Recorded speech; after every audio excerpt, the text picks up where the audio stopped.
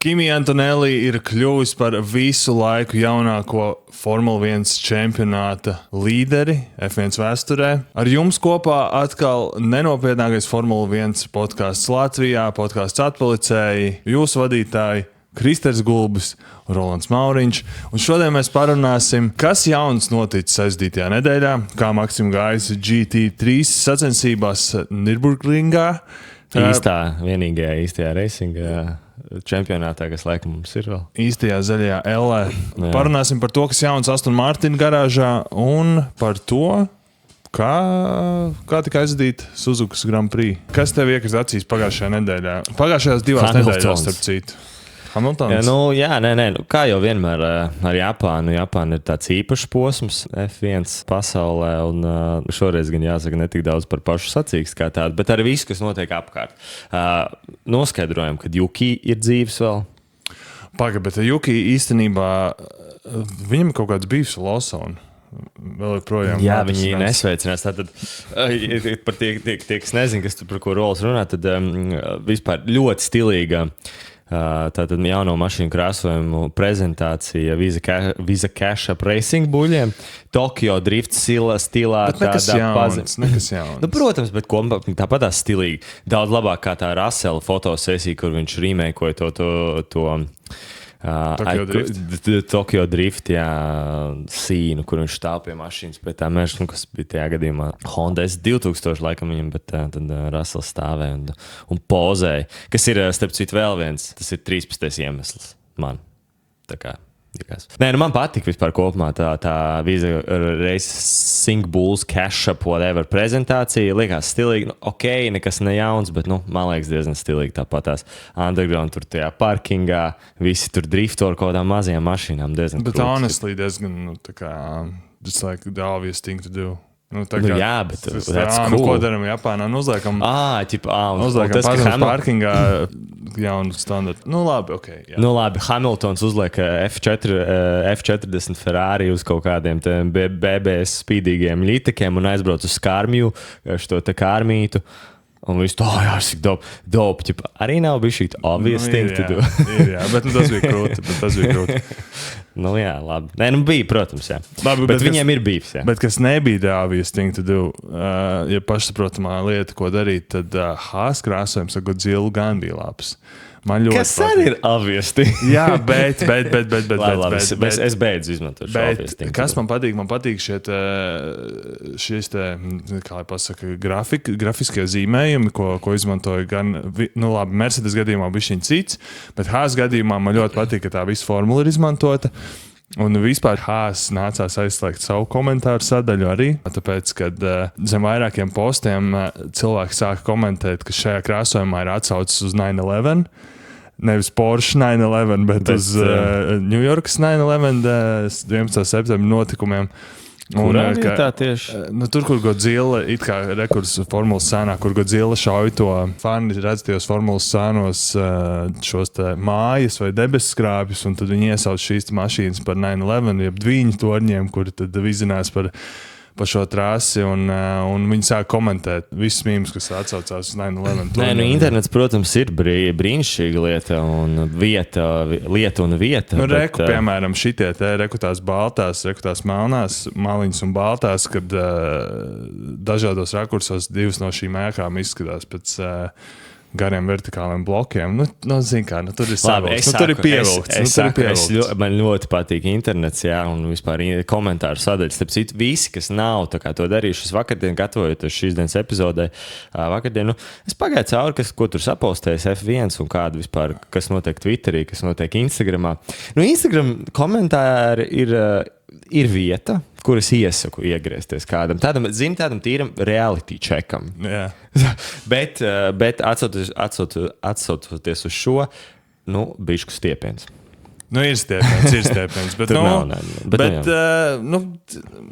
vairāk rasismus nekā stiepiens. Labi, neturpināsim šo.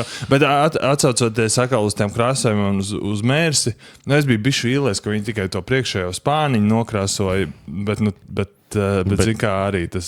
Toties kādā Ancukā viņa Antonelli iet. Что за тяги, такие бархатные тяги, ребята. Фу. Drausmīgi labs mēms. Jā, mēmākais tērps, jā. Par MotoGP negribu ātri varbūt. MotoGP kotā ir gonka, un es vakar skatījos, nebija neko tādu redzējis. Jorge Martins vinēja sprintu, un viņš taisīja vīlī uz long straight. Galvenais Džeks, kuram bija jau, viņš bija nokritis kaut kad 2 sezonas atpakaļ un ļoti mocījās traumām veselības. Viņš vīlī. Bet labi, tur izties līdzenas vietas. Un ja mēs turpinām vēl par NASCARiem un par IndyCariem, tā ļoti īsumā, lai visi varētu izslēgt šo te podcastu, tad... Neslēdz tērām, viņš pārtinot bija šīs. Tad NASCARā Tailers Reddiks turpina močīt riktīgi labi, kas ir, starp citu, Michael Jordan piedarošajā komandā. Viņš vinējis ir 4 no pirmajiem 6 posmiem, un viņš kopā ar Dale Earnhardu un aizmirsu vēl vienu leģendu NASCAR. Viņi ir tikai 3 džeki vēsturē, kas to izcīnījuši. Nu, tā kā NASCARā tur jau tā ir randomness diezgan liels, un vinēt tur tās sacīkstes ir diezgan sarežģīti, bet viņi maus ar visiem pa priekšu tā Jordan komanda, un Jordans tur riktīgi cigāru staigā gan katrā gonkā.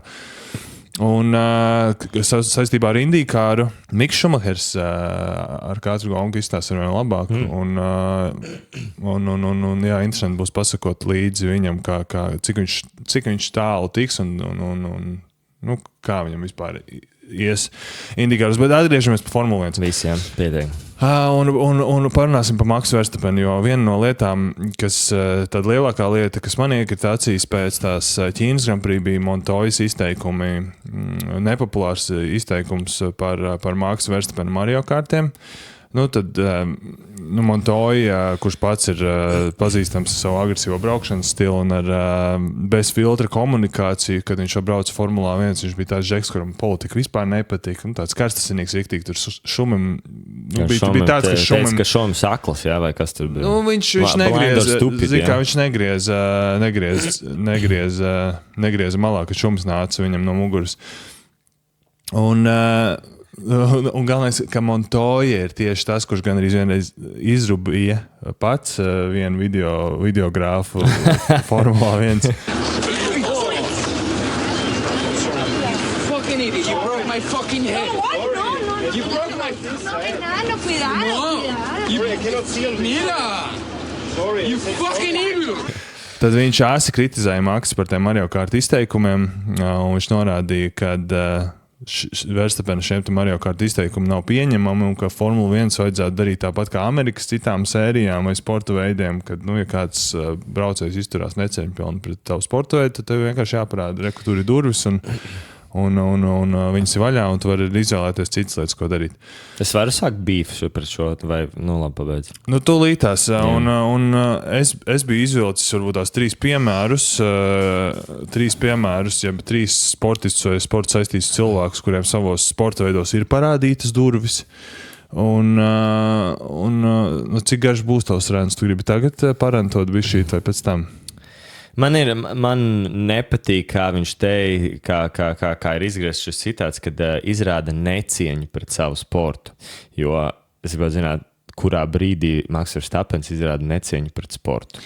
Tajā brīdī, kad viņš sauc Formula 1 par, viņš salīdzina to ar Mario Kart spēli, video spēli un saka, ka tas nav īsti. Tad jau šis viss podcasts ir necieņas izrādīšana. Montoya nezin par šo podcastu. Paldies Dievam. Tas ir, protams, tāds pārspīlēts izteiciens, lai... Montoya ir savā elementā. Viņš jau līdzīgi kā Žaks Villeneuve, zini, viņš tā kā...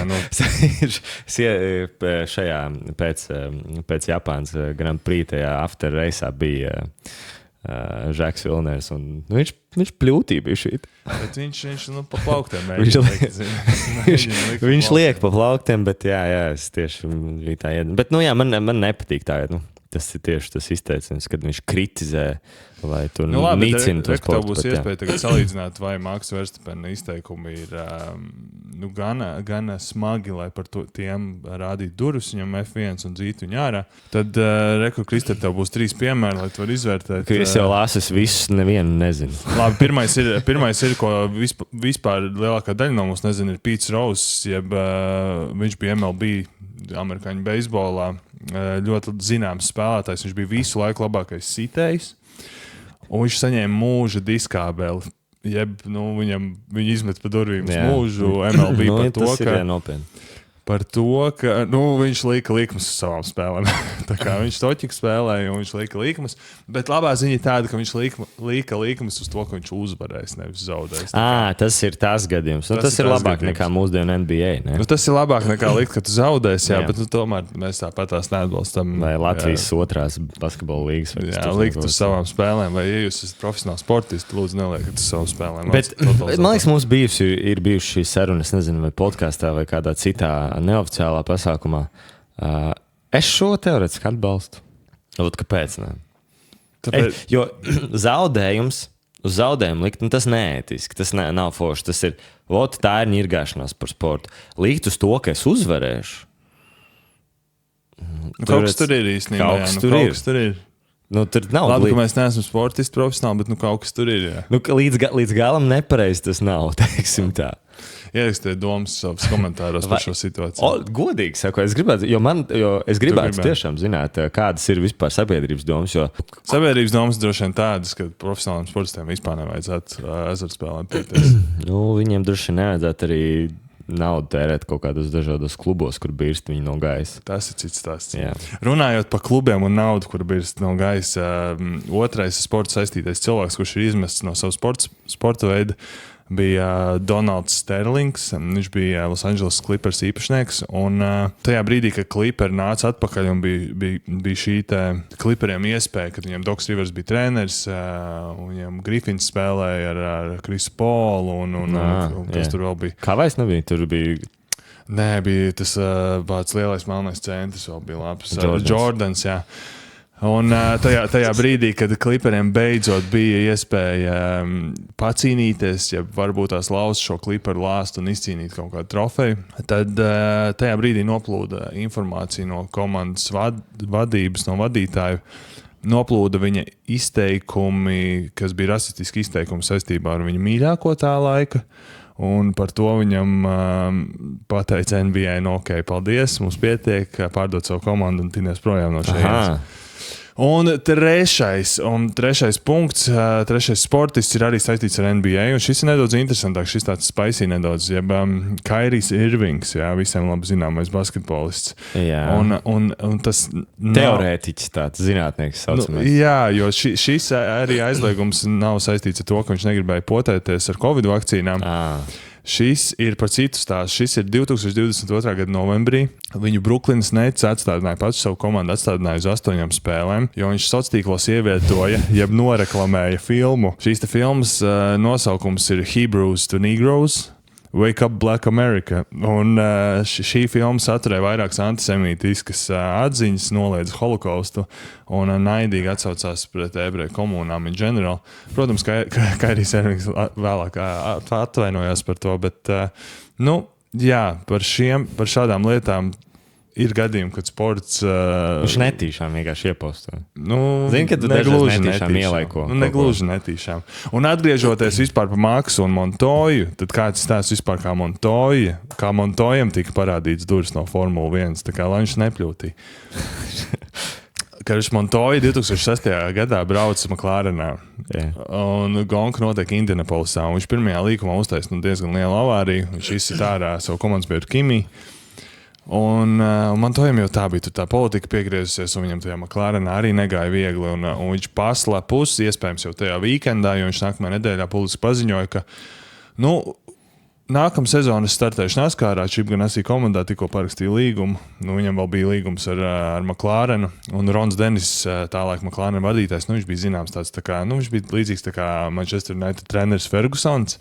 Ka tu esi tāds kārtības ļoti piekritējs un tāds vecās skolas atbalstītājs. Un viņš uzzinot šo, pateica Montojam, ka, sāksim jau ar rītdienu tu vairs neesi mūsu komandas braucējs, un tur ir durvis un tinies.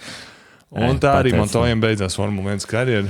Es nezinu, vai tu zini vispār kaut ko, bet par mūža tādiem nevis ieslodzījumiem, bet mūža padzīšanām. Es nezinu, vai mēs esam runājuši, un vispār tas tiek cilāts, bet vecais labais Alpine boss. Briatore, es par šo esmu nedaudz domājis. Kāpēc viņš ir atpakaļ? Viņam nebija mūža bans no F1 gadījumā? Sarunāju. Un mēs to tā kā bija mūža bans, ja tur par to mūžu, to stāstu. Ja, tur bija un izbija. Tas bija pagājušajā mūžā, tas bans bija. viņš jau izcieta savu mūžu. Mūžu ieslodzījums jau arī parasti, man liekas, 20 vai 25 gadi. Parasti, nē. Es tur tajā vārdā un definīcijā ir tas termiņš ierakstīts. Mūžu definīcija. Bet labi, es saprotu, ka mēs visi kā... Es domāju, ka tur visi ir izcēs. F1 komu. Es domāju, tāpatās kā tu domā par to, ka likt savam spēlēm ir labi. Toķikā, man liekas, arī, ka pilnīgi normāli, ka tas mūžu diskābeles tā kā jau ir...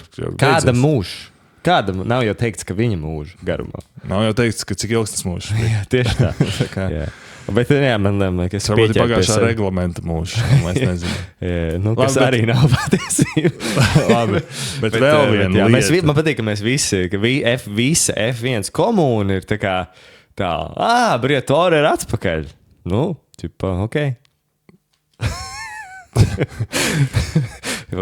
Ko, es nesūdzos. Nē, es arī nesūdzos, bet man liekas, tā kā smieklīgs tas tāds mūža ieslodzījums. Kam vēl tika parādīts durvis pirms šī weekenda?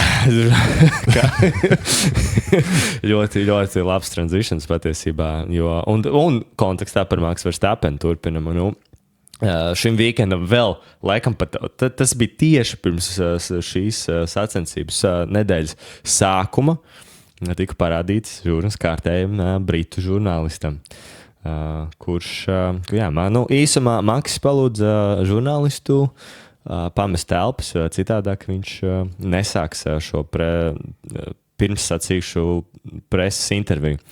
Un tās laikam tur nav nemaz tik interesanti, bet tas viss konteksts ir interesants, jo viņu izdzina, es nepateikšu vārdu, tas droši vien arī nav svarīgi, šim žurnālistam, bet tas ir žurnālists, kas pagājušā gada senāk Abu Dabī posmā pēc sacensības, tad, kad Lando Norris jau ir uzvarējis, viņš uzjautāja Verstappenam, vai viņš nožēlo, vai viņš atskatās, vai viņš varētu izdarīt kaut ko citādāku saistībā ar incidentu, kas notika ar George Russell Barcelonas posmā, kur gan jāatzīst, kad Verstappenam nedaudz bija pieriebies daudz, kas tajā, tas bija, man liekas, arī smags weekends tieši Red Bullam, tā formula negāja, kas tur ko tur, vēl George Russells, es arī vispār principā uzreizām jau saprotu, kad var arī nedaudz kaut kā saka, ar dusmām ielikt sēnos, bet jāuzjautāja, vai viņš nožēlo šo darbību, un tad Verstappens jau tajā brīdī nebija baigi priecīgais par šo jautājumu, jo viņam jau šis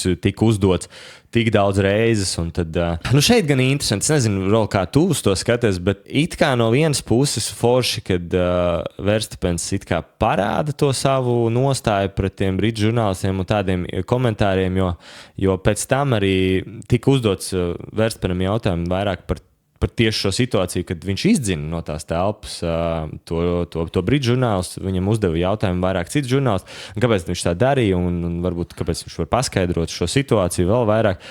Un tur gan Maksim ir diezgan arī laba atbild uz to, jo Maksis patiesībā bija, viņš bija dusmīgs par to, kad viņam uzjautāja 20 reizi, bet viņš vairāk uzsver to, kā viņam uzjautāja, jo mēs gan, protams, nebijām tajā telpā, un mēs varam dzirdēt tikai kaut kādu daļu no šīs stāsta. Es noskatījos tieši to izgriezumu no Abu Dabī, jo tur bija tā, kad viņam uzdod to jautājumu, un Maksis pilnīgi tā kā ietur pauzi, lai atbildētu. Un acīm redzot, ka tas žurnālists ir kaut ko sācis viepties vai smaidīt. Smīņāt, laikam, tas tāds labs vārds. Un tad Maksis teica, tev vēl smieklīgi ir par šito. Mans viedoklis divos teikumos. Man liekas, pilnīgi normāli, pilnīgi forši, pieņemami. Man tas liekas, ko izmet ārā viņi no tas intervijas. Jaunajai formulē nepatīk. Jaunajai formulē daudz, kas nepatīk. Jaunajai formulē cenzūra. Es ļoti šo tēmu arī varbūt gribētu paturpināt. Šī visa situācija un tās iepriekšējās ziņas par to cenzūru un par to, ka Hamiltonam maksā, lai viņš promotētu jaunos reglamentus, tas ir skaidrs. bet šīs konspirācijas teorijas neiet. Šī situācija, teiksim tā, nepalīdzēja tām visām konspirācijas teorijām, kas jau notiek, kas ir gaisā, un sanāk tā diezgan muļķīgi. Un tieši tas līkums, tas R130, par ko citi braucēji arī ir izteikušies, ka tas vairs nav tas, un tad tieši no tā brīža tur sāka pazust. Par to mēs vēl parunāsim. Pabeigsim par to Maksu, jo ātri arī pirms mēs ejam pa weekendu parunājam par to GT3. Vai tu skaties? Es skatījos laivā. Es arī skatījos laivā. Pirmais stundu, kur viņi rāva ar to tur, kā viņa tulītās Kristoferu Hāsu. Ļoti interesanti patiesībā. Interesants fakts, Kristofers Hāss ir pirmais GT3 drivers, kas ir apdzinis Maksu Verstappenu reālā veidā. Diploms. Jā, diploms.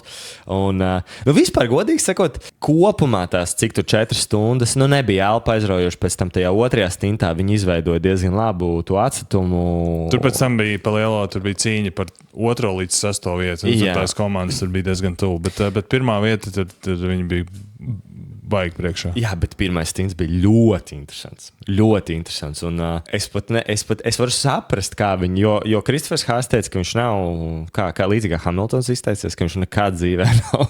Viņam nav bijis tik jautri kādu laiku sacensībās. Un es viņu saprotu, jo tā pirmā stunda, un viņš bija stundas garumā, jo tas šobrīd jau jāsaka slavenais overtakes, kur viņi caur trafiku, caur trafiku tika cauri, Maksis atrada, izmantoja principā to trafiku, lai apdzītu to Kristoferu. Un tad pagāja garām pašā stinta beigās. Verstapens kvalificējās uz poles, Kristofers viņu apdzen sākumā tīri uz to, ka Verstapens neuzsildīja riepas tik labi.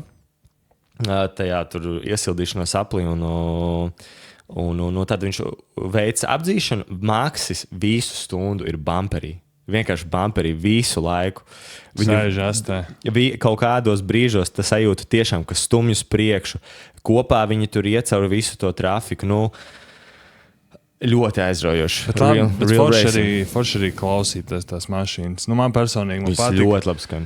Klausīties un ka tā braukšana tev ir saprotama un tik ļoti atpazīstama un tik ļoti dabiska, ka tu zini, ko sagaidīt. Un tu vari arī novērtēt tos visus slipstreams, kā tu sāki tās visas apdzīšanas.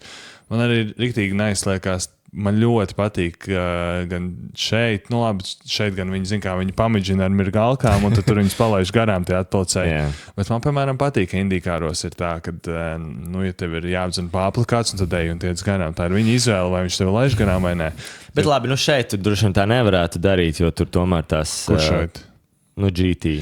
Jā, bet tur tās kategorijas ir tik daudz dažādas. Jā, bet saprotu, tur jau arī, tas ir skaidrs, ka tur kaut kāds golfiņš tev brauc pa priekšu. Tur reāli behs. Jā, bet piemēram, ja tur tā 2-3 golfiņi kožās un tur lido no pakaļas, tas kļūst izaicinoši. Bet tur, man liekas, līdzīgs ir kā ar Blue Flags ir formulā. Ja ir tur tā cīņa par to pozīciju, tā kā viņiem jau jātur ir cīņa par pozīciju. Nav tā, ka viņiem jāatmetās ir. Un te jau, man liekas, ir tas pats. Bet viņi jau, bet zini, tur tajās līkumos 3-4, kad tu sēdi un ja tev kaut kādi 3 džeki kožās priekšā, nebūs jau tā, ka brāļs tur tās diskvalificēs par to, ka tu tur neesi, 10 sekundžu laikā novācies no trases. Bet viņš jau neidam. Man liekas, ka tur ir viss ļoti tāds fair racing. Tas jau tas, es saku. Tu saki, tev tas patīk. Jā, man patīk, tā ir, jā. Jo tur tā ir grūti, tā kā tur ir, tur tās sākumā, laikam, epizode, kur Maksis, principā vienā no pirmajiem līkumiem pēc tās starta finiša taisas, tur, kur brauc pitos iekšā, es gan nezinu to konfigurāciju, kur viņš starp 2 lēnākām formulām, tur tādu ļoti, ļoti agresīvu manevru veids. Labi, parunāsim vēl pirms weekenda. Es gribu iziet cauri Aston Martinam un kas notika Aston Martin garāžā un arī pa Fernando Alonso. Tātad bijušais Ferrari inženieris Džoks Kliers saka, ka Alonso nav īstais pilots šobrīd, kas ir vajadzīgs Aston Martin. Vispār ne. Un es viņam piekrītu, tāpēc, ka Alonso vispār ir Alonso jau cik gada? Alonso jābeidz karjeru. Alonso ir palicis Formulā 1, lai cīnītos par uzvarām. Jau kuro reizi, gan ar McLaren, ko viņš otro reizi atnāca atpakaļ, gan tagad ar Astonu. Un it kā saprotam, Astonam tur tā visa komanda tika būvēta. Tā, ka Alonso, šī ir reāli, viņš redzēja, ka šī ir iespēja, ka viņš varētu aizķerties un izcīnīt tās uzvaras tagad ar Astonu. Tāpēc, ka tev ir Lawrence Strolls, kas ir ienācis iekšā, viņš ir baigo piķi saguldījis tajā rūpnīcā. Viņš ir dabūjis superinženierus, tur Ņūju, to Maiku Krēku un Honda dzinēju tagad nāk. Tā kā, zini, tev nav īsti labāka iespēja par šo tev arī nebūs, tā no Alonso perspektīvas skatoties.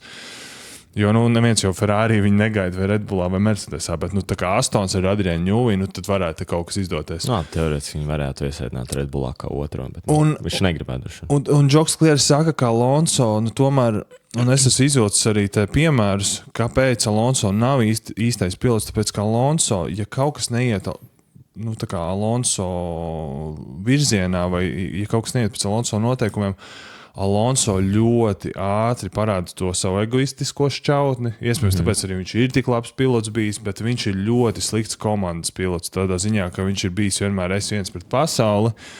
Un lai gan šajās pēdējās dienās, nedēļās, šajā sezonā mēs nedzirdam skaļus izteikumus no Alonso, skaļus publiskus izteikumus.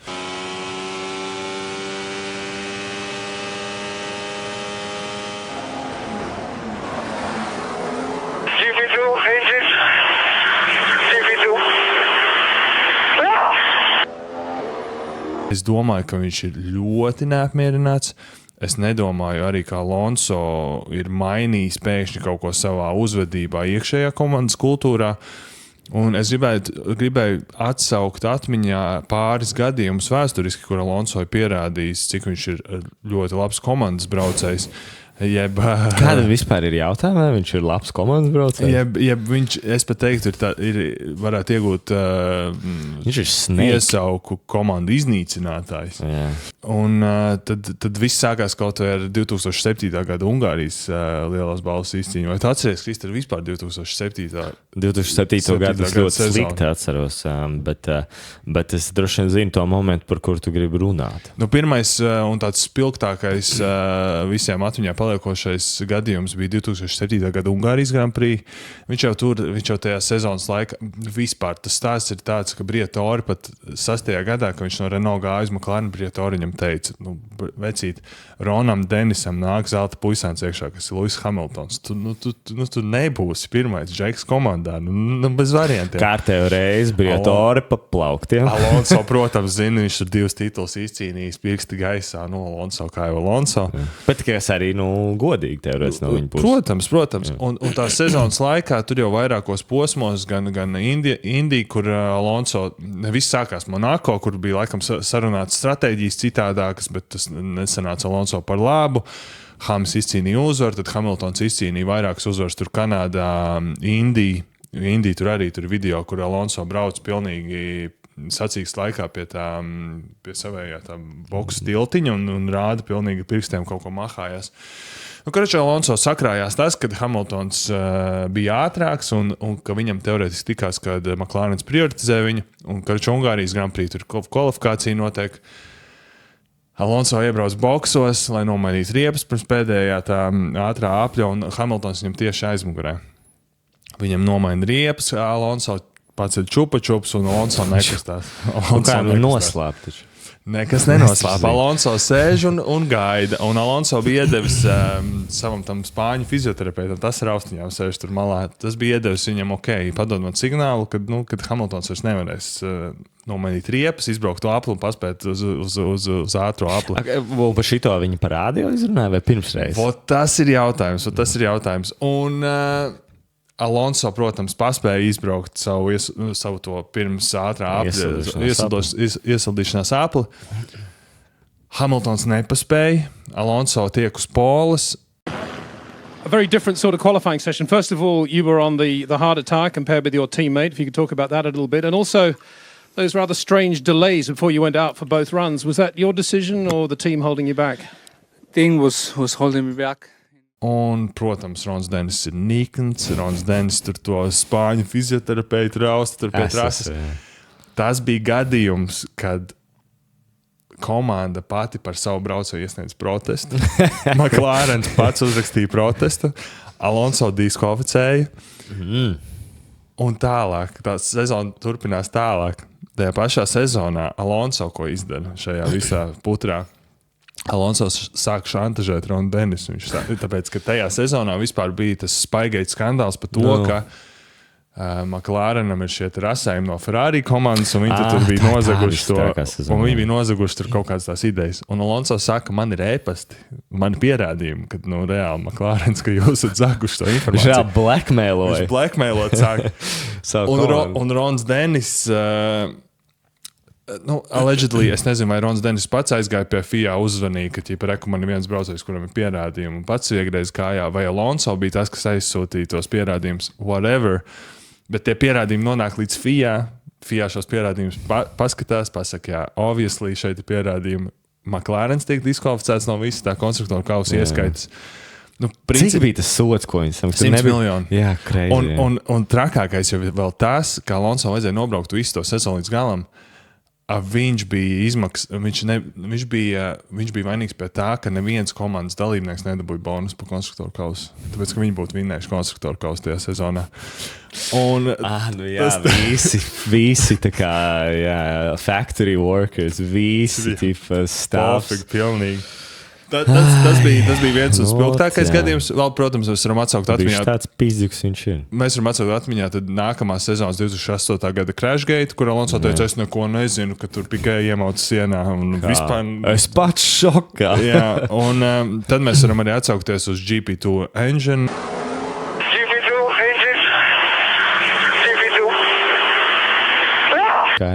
Un vēl ir, protams, ar Alpine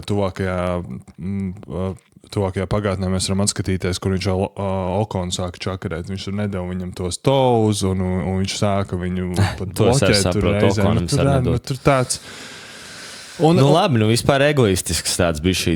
Un atgriežoties pie Astona, man arī liekas, protams, ir žēl, ka tādam pilotam viņam ir tikai 2 čempionu tituli, viņš būtu pelnījis vairāk, un es uzskatu, ka viņš ir daudz labāks pilots bijis par Sebastianu Vetelu karjeras nogriezienu.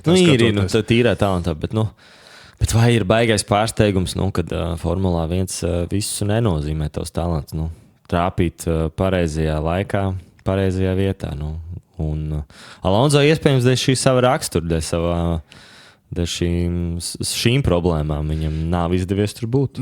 Izveidot šīs attiecības pareizajā momentā, saprast, kas ir. Un es arī nedomāju, ka kaut kas ir mainījies tur tagad. Un iedomājies, tev ir viens braucējs Strolls, kurš ir uzmetis lūpu uz visu pasauli, un tad tev ir otrs tāds Alonso. Taču vispār, man liekas, bija tajā F1 Strolla video, Instagram kontā bija ieliks, man liekas, ļoti labs video par Strollu, kur Lewis Hamiltons savos 40, cik tur, labi, ne 40, bet 30, cik tur gados. 6 no rīta krosiņu skrien, gatavojās, un 5 minūtes vēlāk Lance Strolls liek kaut kādas stulbas storijas, kur viņš ko mājās, ko muļķības dara. Tā kā, tad beidzies kā hokejs. Un piemetinot par Astonu, tad mans tas, vispār tāds secinājums tāds, ka Lawrence Strolls ir, īstenībā vainīgs pie šīs te disfunkcijas, kas notiek Astonā, tikai kaut viens piemērs tas, kad Adrianam Newijam tika iedota pārāk liela vara un vispār, kāpēc viņš tika bīdīts uz to team principal pozīciju. Palaidām. Es palaidām, bet mums jāpierunā par to. Jo viņš ir, Newijs vispār nav piemērots būt tā kā Zaks Browns un Andreas Stēla, kas Stēla ir tas tehniskais džeks. Un Zaks Browns ir, viņš tur iet tur šovu taisa, tur zina savā amerikāniskajā, tur viss ir kārtībā, how you doing? Newijs vispār, viņš neprot runāt. Redzējis, runājot, jā. Viņš tā kā viņš runā, viņš ir ļoti tiešs, viņš ir ļoti tāds, viņam vienalga, ko par tevi domās. Zini, kā tevi kā komandas vadītājiem jābūt viņš nav tādam... politiķis, teiksim tā. Jā, politiskam. Viņš nav tas, kas skūpsta zīdaņus tur un, zini, kā cilā, tā kā pāvests. jā, tur es varu piekrist, kad kā team principal. Viņš arī, nebija vispār redzams un... Un zini, kā Newijs vēl tagad arī, viņš tur ir kā Čomsa Horneru, bet to Horneru viņš tā kā negribot redzēt. Tipa, jā. Un Vītlī tur arī ir interesanti. Vītlī ir tā, ka Mans Kā tur personiskais sanāca? viedoklis. Viņu viņš nav vairs Audi ķipa, ka viņš tūlīt parakstīs Ot, ar skaties. Astonu, bet tā ziņa nav iznākusi, ja? Nē, tāpēc, ka mans, tā kā es savā galvā, ka savalku visus šitos punktiņus, mans secinājums tāds. Vītlīs, acīm redzot, viņam notika pārunas ar Audi. Tad, kad tas noplūda šī informācija publiski un Audi uzzināja, ka Vītlīs runā ar Astonu, Audi atlaida Vītliju. Tāpēc, kad Vītlīs vispār esot Vītlīs laikam LinkedInā ielika, ķipā, looking for job. Bet, kāpēc es domāju, ka Vītlīs runāja ar Astonu, kāpēc Vītlīs aizgāja to sarunu? Tāpēc, ka Astons ielika Instagramā pēc tam to postu, kurā bija viens teikums. We are regularly approached by executives of other teams who wants to join Aston Martin, blah, blah, blah, blah, blah. Un Vītlīs arī... Cēla cenu. Un Vītlīs arī bija paņemts Audi, iepriekšējā vadība bija paņēmusi Vītliju. Jā. Zaidls bija paņēmis Vītliju, nevis tagadējie. Līdz ar to tagadējiem bija tāds, ja tu tur staigā pa krogiem vakaros pie citām meitenēm, tad viss tinies. Un pat, ja Astons tagad gribētu Vītliju parakstīt, es esmu pārliecināts, ka Vītlijam vienkārši līgumā ir kaut kāds laiks, cik ilgi viņš un viss. Un viņš tagad nevar, viņš sēž mājās ticamāk, un Astons arī ir pie tukšas silas, teorētiski. Jā, tad tur divas komandas, bet bez principuls. Binotto meklē gan papildspēkus, tā viņš ir esot izteicies, ka viens viņš netiks galā un negrib arī tikt galā, tā kā... Viņš par daudz darbs. Tā kā tā... Jā. Labi, vai pa weekendu, Krister. Pa kaut ko varbūt pozitīvāk, bet laikam nesanāks. Jā, es nezinu, kā lai sāk par šo. Jo kopumā par weekendu man nav baigi daudz pozitīvas, jo tikko noskatījāmies Gonku, tā kā elpa aizraujoši nevaru teikt. Man uzreiz bija pirmais aizvērts, pirms turpinās 130 eiro līkums, pirmais praktis maks brauc un mīnus 50 km stundā. Labi, ejam. Es gan abrīnoju šos visus F1 oficiālos mēdījus un to tiešām prasmi izvilkt pozitīvo no šī visa, kas šeit ir. Tev nav variantu. Es abrīnoju un, principā nav baigi daudz pozitīvā. Pozitīvais McLarens. Forši McLarens. Piastri nobrauc Gonku. Piastri nobrauc Gonku. Startēja Gonku. Nobrauc Gonku un gandrīz vinnēja. Stiepiens. Nē, es neteiktu, ka stiepiens. Es teiktu, ka nebija nekādas izredzes. Tu domā, cik viņš noturējās gandrīz līdz tam safety kāram, kas bija kaut kādā 11. jāplī? Tāpēc mans prediktions būtu tāds, Antonelli bija pārliecinoši ātrāks par Russellu, tāpēc, ka Russellam bija vispār tiem, kas varbūt tās palaida garām un nesaprata, kāpēc Russells tad pēkšņi ir lēnāks. Respektīvi, Kimi Antonelli pēc pagājušās uzvaras ir sācis slikt spiedienu uz George Russellu. George Russells to jūt. Tad, kad George Russells ir tikai 2 desmitdaļas ātrāks Suzuka otrajā praktisā par Antonelli, George Russells sāk izdomāt, ka viņam vajadzētu veikt kaut kādus papildus regulējumus aizmugurējā suspensionā. Un šie regulējumi, kā Toto Wolffs pats teica, viņi esot bišķiņ to mašīnu vairāk tā kā uz purnu līkuši, bet tas ir radījis vibrācijas aizmugurējā suspensionā, plus to pakaļ padarījis nestabilāku. Līdz ar to Russells sev pats kājā iegrieza. Uz sacīksti viņi vairs nevarēja mainīt regulējumus pēc kvaļa. Un mēs redzējām to tajā brīdī, kad Antonelli sacīkstā tika tīrā gaisā. Viņš 2 apļos 1,2 sekundes nodzēs Russellam. Es domāju, tas būtu laika jautājums. Viņš arī tās apdzīšanas veica ļoti... Apdzīšanā man ir atkal cita lieta, un tur es piekrītu Žakam Villeneuvam. Mērsis... ļoti slikti brauc, tad, kad viņi cīnās. Jā. Ļoti slikti. Antonelli arī tur bakstījās ilgi. Bet sākumā viņš tika garām, ka viņam Russells tika. Antonelli jau netika. Antonelli tika pēc tiem 100 apļiem Norrisam garām. Un Leclerc iebrauc pitos. Jā. Tātad mans pareģojums pat, ja nebūtu safety cars, Antonelli noķertu Russellu, sēdētu tur pāris apļus, tur vienu novākt. Russellu jau novāc nost. Antonelli būtu palicis ilgāk, pēc tam ar jaunām riepām, ja viņš būtu izgājis aiz Russellu, būtu viņa apēdis elementāri. Un tas ir tikai laika jautājums, cik viņš ātri tiktu pie Piastri, un viņš arī apdzītu Piastri, tāpēc, ka beigās bija cik sekundes? 17, 19? Tur ļoti liels pārsvars bija. Varbūt. Nereāli. Kas nebija, redzēja 12 sekundes vismaz tīru spīstu prēķinu, tad, labi, tu nevari zināt, protams, arī to tīro pējas. Safety cars taču sadzina kopā viņus visus pēc tam. Jā. Nav variants. Sagas. Labi, jā. Davai pavalc ārā, ko labāk braucēji teica, Kristē? Kāds braucēja atsauksmes? Yeah, talking about batteries. Really? Well, That's weird. I heard you talking about it. I would never even mentioned it this year. Was it? How would you sum that up? Was that frustrating? Was it annoying? Was it? No, not it was the best fun? racing I've probably ever seen. Says the, I think, sarcastic Lando Norris at the moment. No. I can see it in your eyes. Labi, es negribu jau atkal par to runāt. Man jau ir kinda apnicis, bet labi. Rēns, es domāju, ka ir vietā, jo... 13 sekundes beigās Piastri izaudējām. Labi, šis nebūs pozitīvs tā kā podcasts, bet man liekas, ka nav baigi daudz pozitīvais, par ko runāt. Jo, ja mēs tā ātri pārskanam sacensībām pāri, snūzfests. Kopumā snūzfests apzīšanas man ļoti... Tā sākuma cīņa ar Russells Piastri, tas sākums.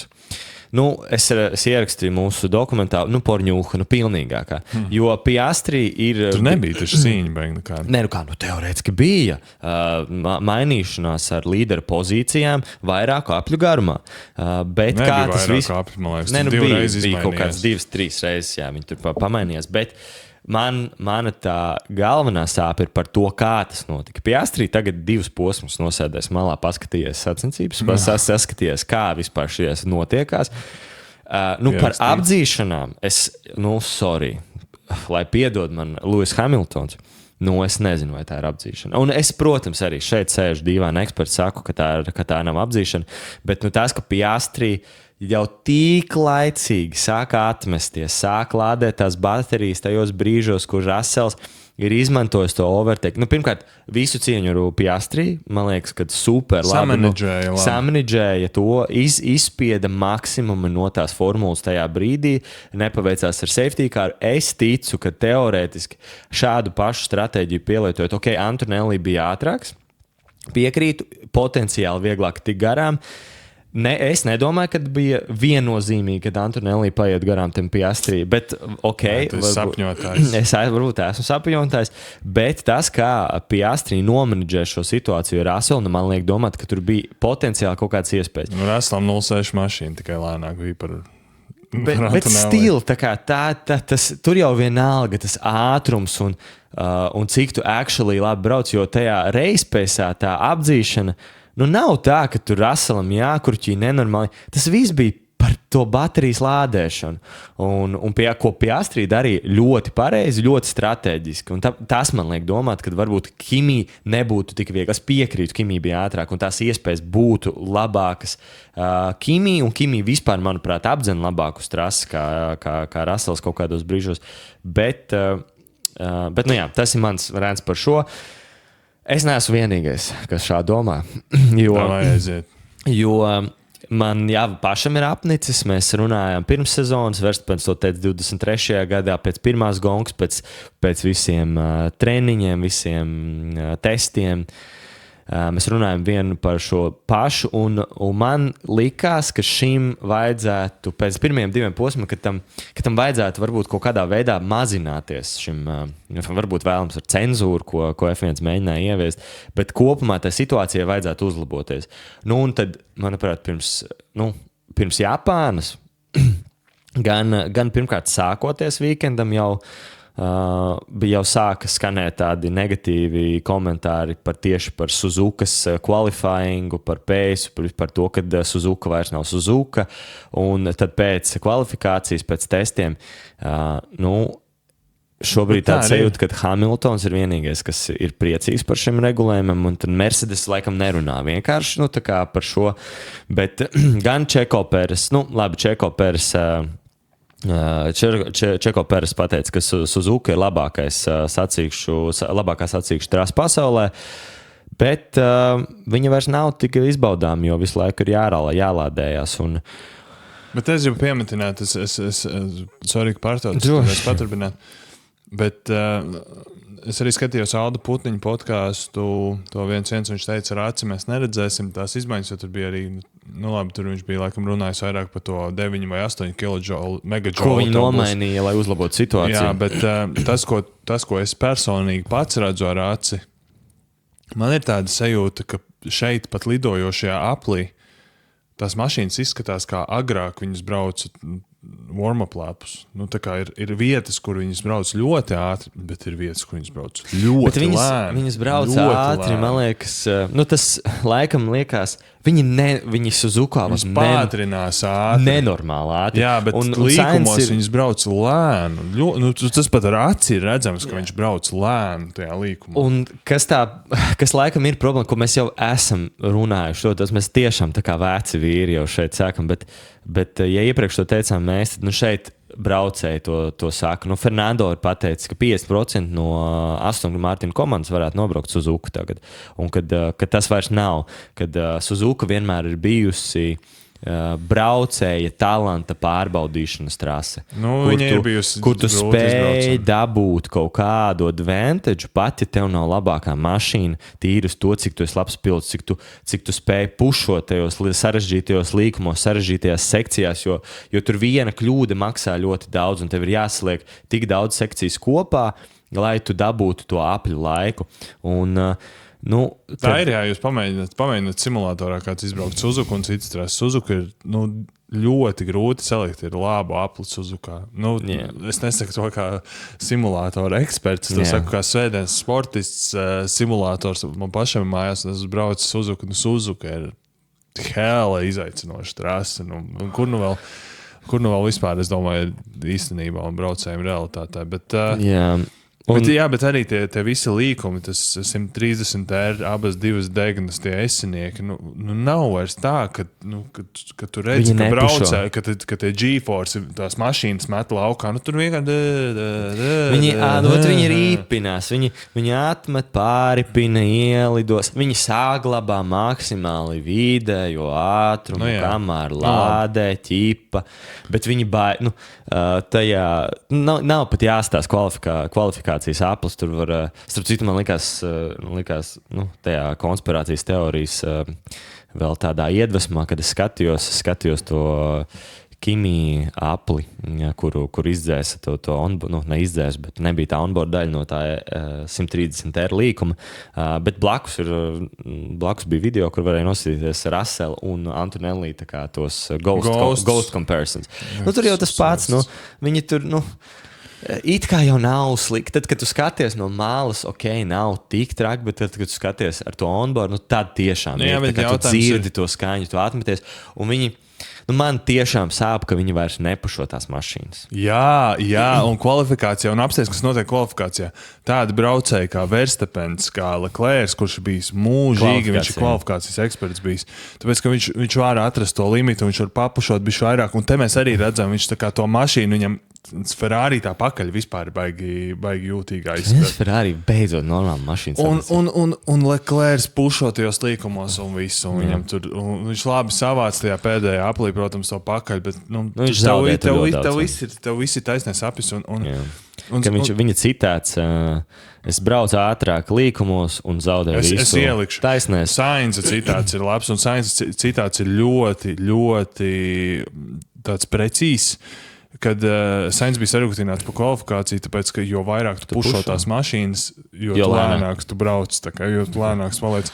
Un interesanti arī tas bija, ka Ķīnā bija tas, man liekas, ka tas bija pēdējais aplis Leclercam tajā Q3, kur Leclerc nesaprot, kāpēc viņam pazūd jauda tajā garajā taisnē.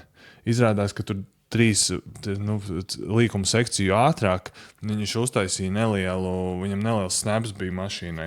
Un viņam tur noraustījās, kājas no kājas pedāls un izlurkājās bišķīt. Tur var redzēt tajā telemetrijas datos, ka viņam iet, ka viņš spiež gāzi uz augšu, un viņam bišķi tā kā viņa...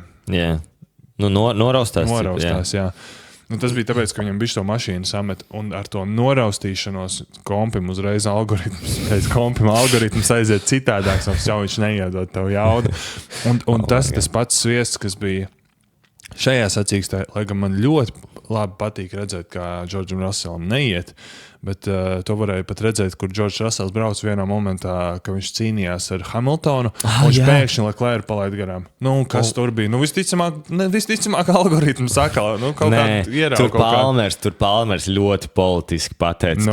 Tu nedzirdēji, tur clearly redzams, ka izlādējās baterija.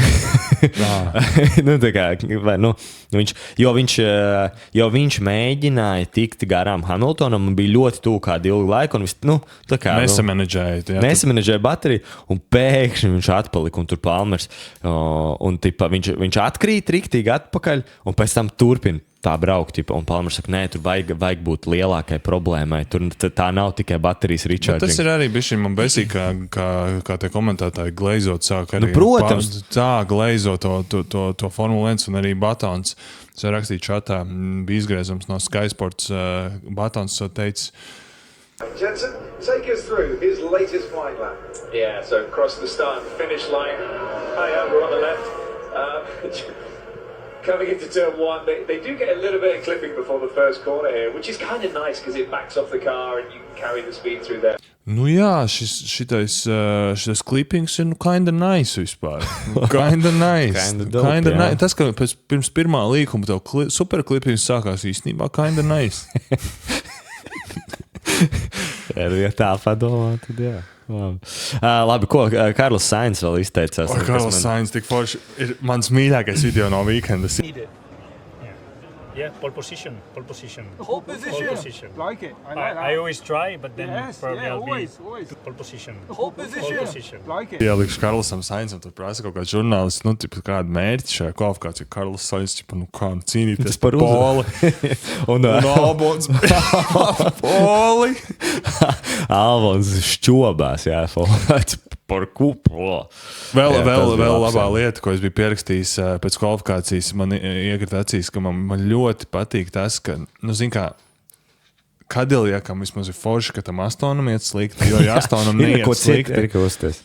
Tur 3 Kadiljāks atpalika kvalī no Peres bija P19, viņš atpalika no P18, man liekas, Bērmans bija pa 1,1 sekundi. Tas ir tā kā citā klasē pilnībā. Bet labi, tas man bija ekspektēts, teorētiski sezonas sākumā, tur man nekāda baiga pārsteiguma tajā nav. Teorētiski. Jā, bet tāpat tās diezgan tālu. Labi, īstenībā, varbūt tās... 3 sekundes bija tas, kuras mentāli viņas liku teorētiski. Varbūt šajā sakarā tad arī... uzjautāsim skatītājiem jautājumu. Jūs varat droši iesaistīties čatā, rakstīt pēc tam vai arī ierakstīt komentārā. Jā, un rubrika atpalicēja jautājums skatītājiem. Tā kā ņemot šo visu vērā, ko mēs izrunājām, ir tāds neliels konsensus, ļoti aplams konsensus, bet kā jau atpalicēju garā. Jautājums tāds, ja jau braucēju nozīme samazinās jaunajās mašīnās, tad priekš kā mums vispār tērēt naudu labiem pilotiem? Jo ir daudz piemēru. Hadžārs ļoti labi tie garām Verstappenam kvalifikācijā. Kvalifikācija. Bet tāpatās arī, cik liela tev ir augststarpība. Tu vienam maksā cik 40, 60 miljonus. Tu vari paņemt Latifi un Miku Šumacheru, piemēram. Labi, viņi nobrauks gonku, ar šīm mašīnām viņi nobrauks gonku. Viņi teorētiski, jo viņiem nav jāpašo, viņiem nav iemesls ielikt sienā. Cik tev ātri mašīna, tik tev arī ātri apmaldīsies bišķi. Jo Suzuka, viņš toreiz, ka neizbrauc, man liekas, Suzuka. Jo zin kā arī Russellam. Russells ar to visu, ka viņam mašīna bija saregulēta nepareizi, viņš nobrauc tīru apli. Perfektu apli pa lielo, labi, viņš tajā šikēnā uztais kļūdu. 0,6 iegriež. Ja tu to skrūvi pieskrūvē divreiz vaļīgāk varbūt tās, tad uzreiz 0,6 tu iegriez kādam. Tu vari redzēt, kā Maks to mašīnu rausta, viņš mēģina izspiest. Viņš neko nevar izdarīt. Tu nevar tur atgriežamies pie tā citāta, ko Karls pateica, jo vairāk tu brauc, jo lēnāk. Labi, ierakstiet savus domas, šito mēs baigi nepreparēsim, jo, protams, tas tāds atpulcējs stila jautājums. Bet saistībā ar Maksu un Red Bull. Bet tas labi, sorry, par ko?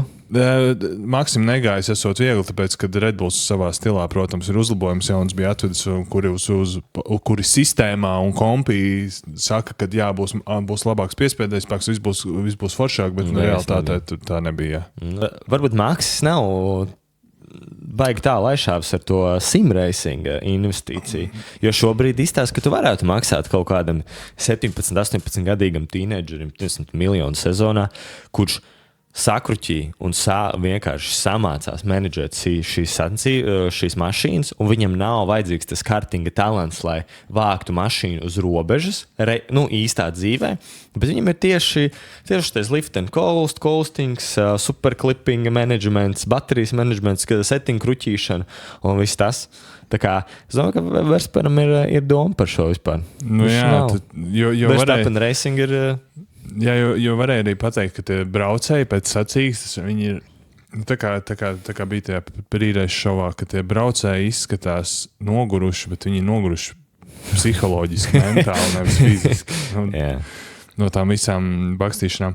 Labi, par sacīksti vairāk nekas, bet svarīgs ļoti incidents notika, ko mēs varētu iecilāt īstenībā. Bermanos un Kolapinto. Es iedošu to itās.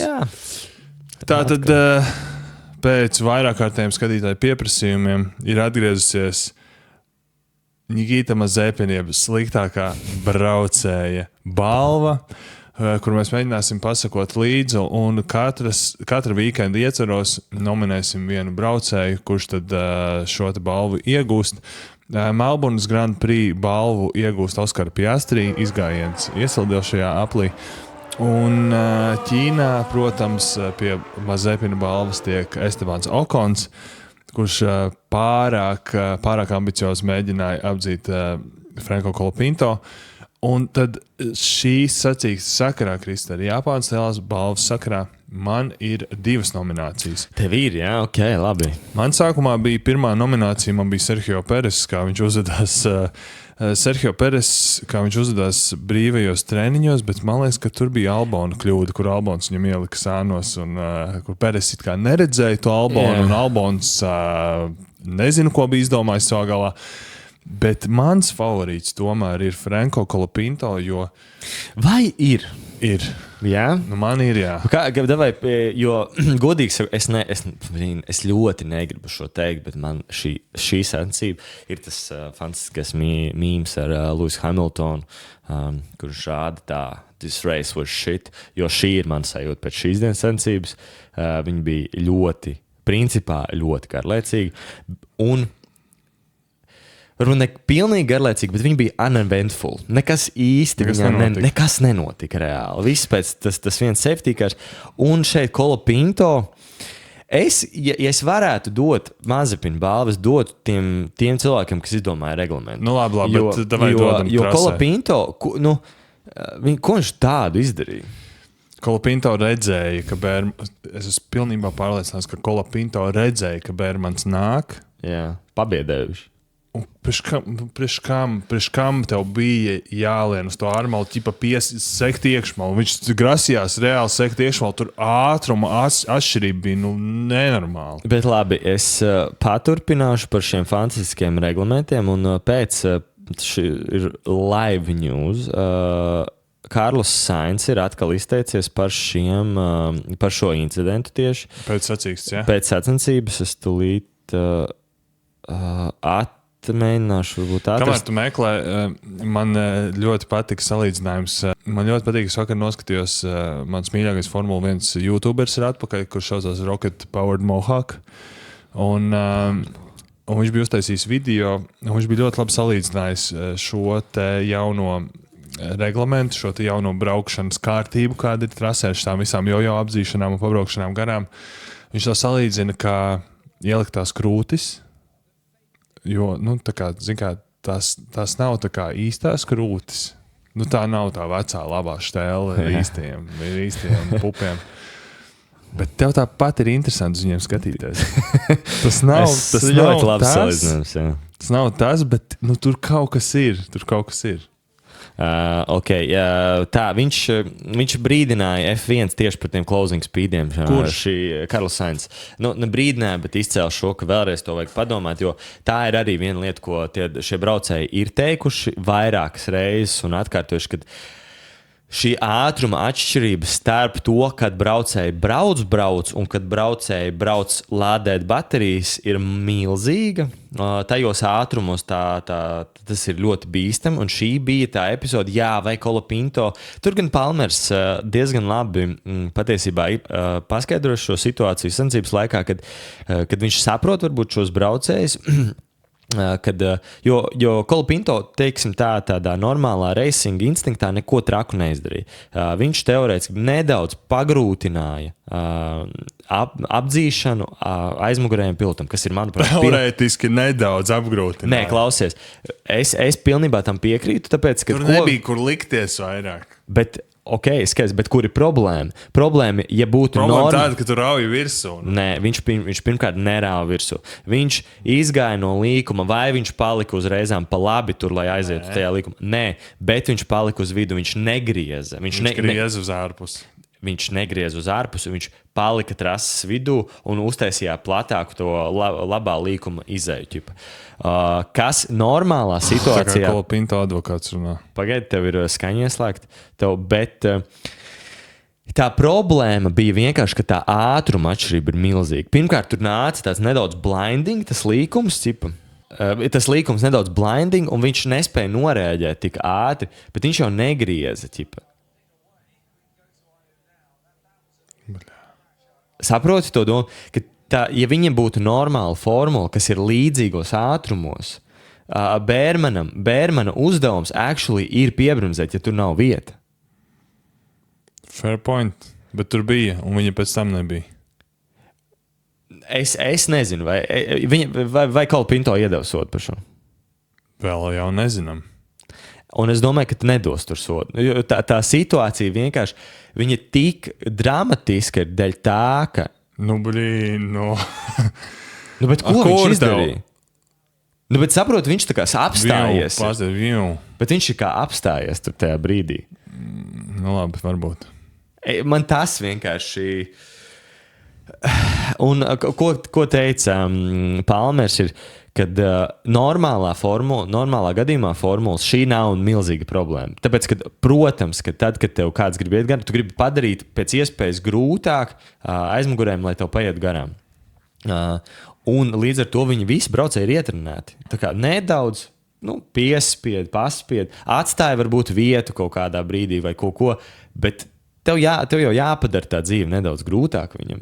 Bet šeit, tad, kad tu esi tā kā konus un tev pirmkārt esi tāda blinding līkuma kalnā, tur ļoti neveiksmīgi sakrita, ka tur pēkšņi konus uz trases, un tur jau ir vienalga, kurā pusē viņš tas konus ir. Konus uz trases. Teorētiski varbūt tās arī pārcentās jaunības maksimālisms.